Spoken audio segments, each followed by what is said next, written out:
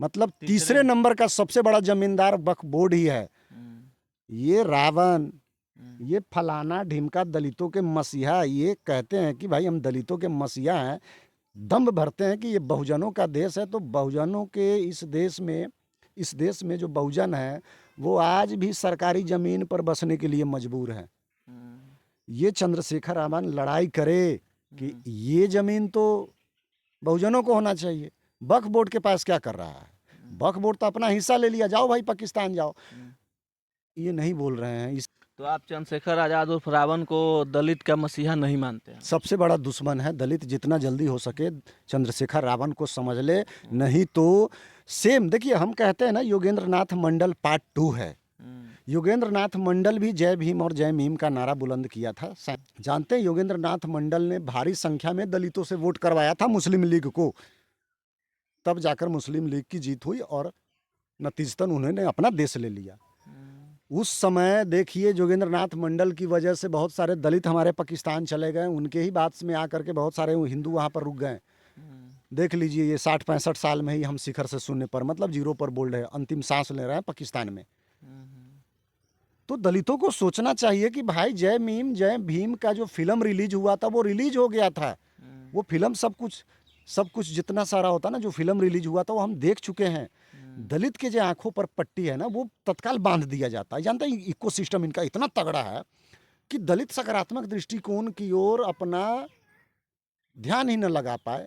इससे पहले षड्यंत्र के जरिए साजिशन, ऐसे ऐसे नारे, ऐसे ऐसे कहानी, ऐसे ऐसे गीत, स्लोगन को एकदम तैयार करके दलितों के सामने रख दिया जाता है कि ये देखो, उधर कहाँ देख रहे हो, ये देखो, उधर मत देखो। दलित का दिमाग और दलितों की जो दृष्टि है ना, वो सकारात्मक दृष्टि, मतलब होता है ना कि अब दलित को अगर अपने मन से छोड़ दिया जाए, आपको भी अगर यदि किसी भी जीव जंतु को अपने मन से छोड़ दिया जाए कि आपकी इच्छा है आप अपने हिसाब से देखो, तो हम अपने हिसाब से देखेंगे, आप भी देखेंगे।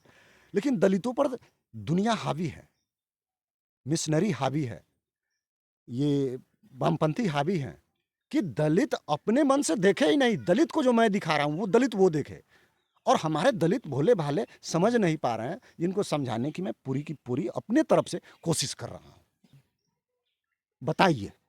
बताइए इस संसार में मधु यदि किसी मिशनरी के पास जाता है या फिर किसी कहीं भी जाता है सनातन को छोड़कर, तो मधु के लिए बेहतर भाई बनने का, मधु के लिए बेहतर पिता बनने का, मधु के लिए बेहतर मित्र बनने का, मधु के लिए बेहतर पति बनने का, मधु के लिए एक जिम्मेवार नागरिक बनने का कहाँ पर सूत्र है? बताइए, हम वहीं पर जाकर के सूत्र हासिल कर लेते हैं, छोड़ देते हैं सनातन। मधु केवल एक शरीर मात्र है, यह व्यक्तित्व है भाई। मैं कहता हूं, शायद आप लोग नहीं जानते हैं, मैं दुनिया के सामने कह रहा हूं, चंद्रशेखर रावण भी जानता है, सब जानते हैं, वामपंथी भी जानते हैं, सब जानते हैं सनातन ही बेहतर है। जानते हैं क्यों नहीं बोल रहे हैं? बेग भर भर के पैसा दिया जा रहा है साहब। राज यहां पर ये है।